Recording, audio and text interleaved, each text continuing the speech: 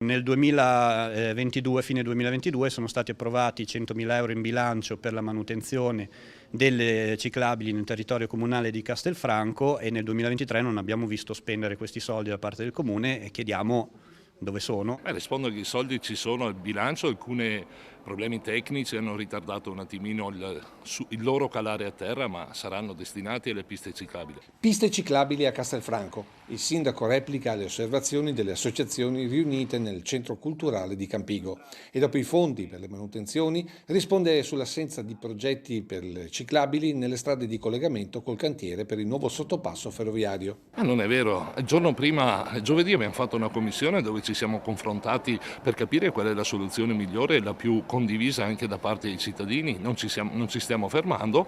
Nel 2025 ci sono già 300.000 euro a bilancio per il completamento di questo secondo stralcio e quando sarà finito finalmente Campigo potrà andare a Castelfranco Veneto con pedoni e ciclisti messi in sicurezza. E sul tema sicurezza per i ciclisti in tutta la città il sindaco Marcon ribatte. I dati non ce lo dicono, sappiamo che a Castelfranco Veneto bisogna lavorare per completare il rete delle piste ciclabili che sono già programmate, c'è una progettazione di massima, un piano urbano del traffico prevede il sistema di ciclabilità a Castelfranco Veneto e a Stralci lo si realizza. Se avessi le risorse necessarie lo farei subito domani mattina. Ed infine sottolinea cosa è stato fatto finora. I progetti in corso, la pista ciclabile da Via l'Italia al centro, quella che partirà su Via dei Carpani e quella sulla SP 102, quella sulla via Castellana, quindi un po' di programmazione e il sapere intercettare contributi rispetto alla mobilità dolce ha fatto fare dei passi avanti con chilometri di nuove piste ciclabili durante questi mandati